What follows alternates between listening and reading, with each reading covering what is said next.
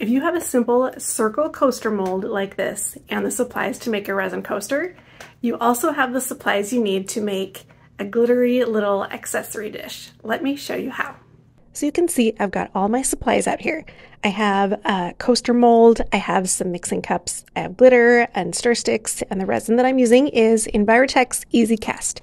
It's a 1-to-1 resin, so I'm pouring in 20 milliliters of part A and 20 milliliters of part B. And the way you mix this together is you stir for 2 minutes, make sure you scrape the sides and the bottom, and then you pour it into a new clean cup and stir it for an additional minute. You can see on camera that my resin is a little bit on the older side, and so part B has turned a little bit yellow. But I am mixing in lots of glitter, and so that doesn't really matter, and my little dishes came out looking just fine.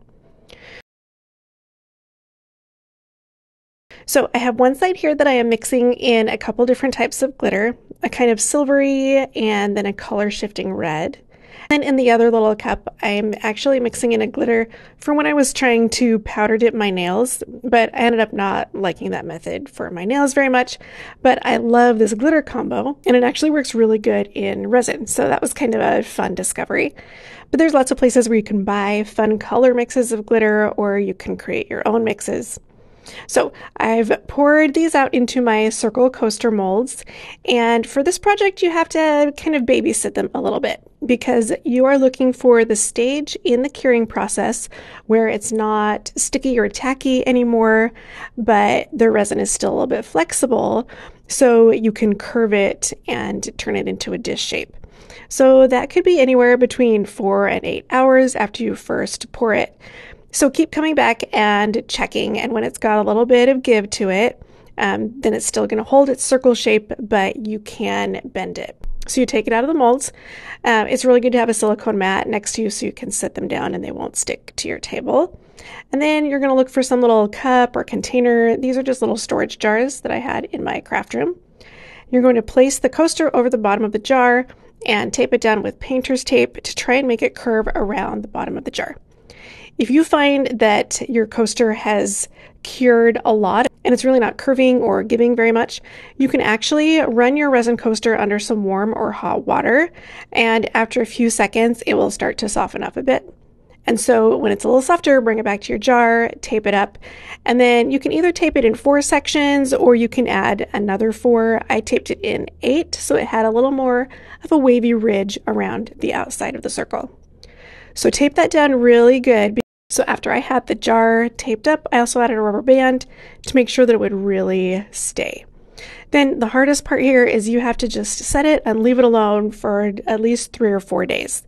If you take it off before then, it will start to flatten out over time, even though you think it's totally hardened and cured all the way. So you really just have to let it completely finish curing. But then once that's done, you're going to peel away all of the tape. Take off your little dish, and you can either leave it like it is or you can add a little bit of shine to the edges.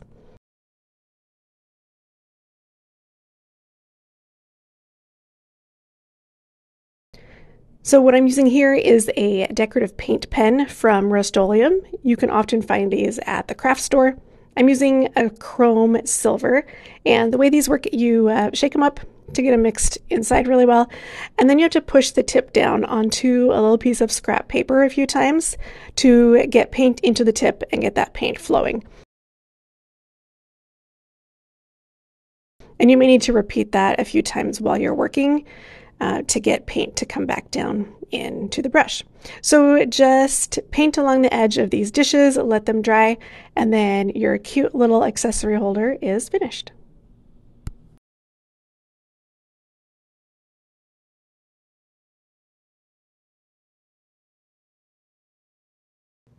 You may become addicted to making these cute little sparkly dishes, but don't worry, they make great gifts, and you can even combine it with a piece of jewelry if you want to.